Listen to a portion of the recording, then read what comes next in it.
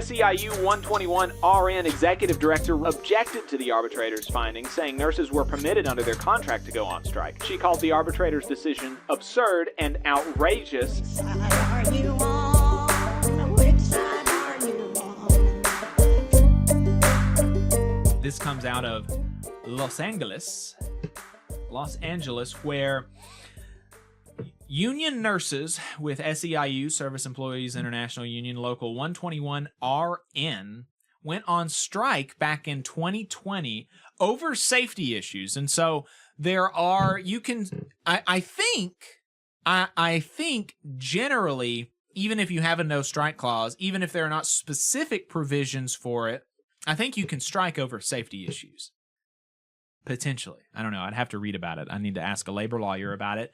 But nevertheless, whether there was an explicit provision that escalation to a strike is permissible within the contract so long as it relates to safety, or whether they were just leaning on the broad interpretation of labor law that, safety work stoppages are more protected than work stoppages over economics. I'm not entirely sure, but they went on a 10-day work stoppage against HCA Healthcare.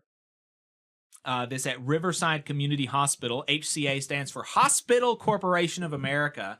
One of those like dystopian kind of sounding names. The Hospital Corporation. That makes me sound great. Also, the same hospital that National Nurses Union has been protesting against in Asheville. They have recently won a contract with a HCA hospital in Austin, and I believe there's been some actions with an HCA hospital in Florida as well with the National Nurses Union.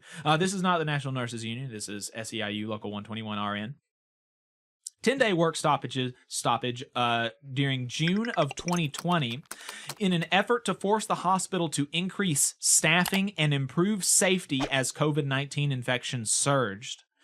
The union said at the time, but hospital officials argued that because nurses also voiced complaints about shortages of personal protective equipment, which is also a safety thing, the reasons for the strike were too expansive to be allowed under the collective bargaining agreement the two sides had signed.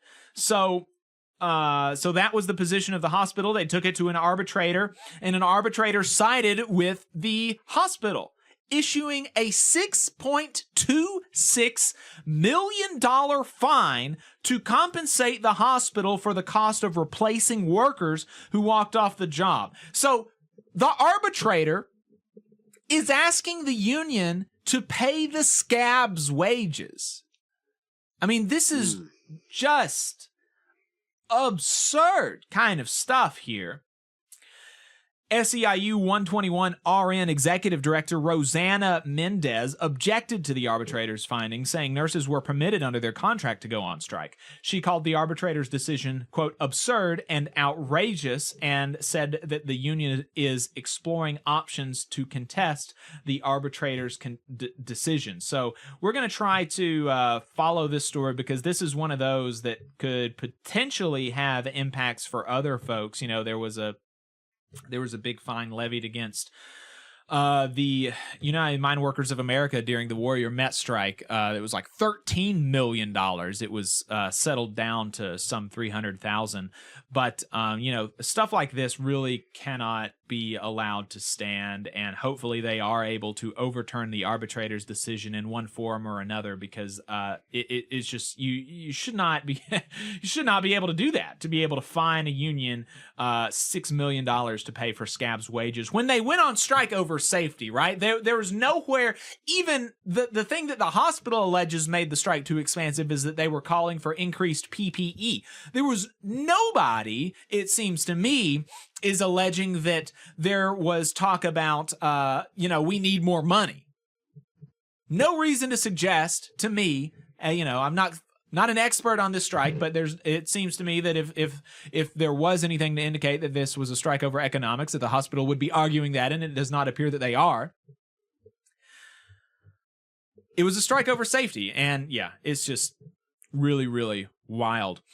William Pena said another quick Los Angeles story. Food for Less, which is a big Kroger grocery chain out here, voted for a ULP strike. They're with UFCW Local 770. It's looking more and more like they will be walking. So look forward to keeping you updated on that.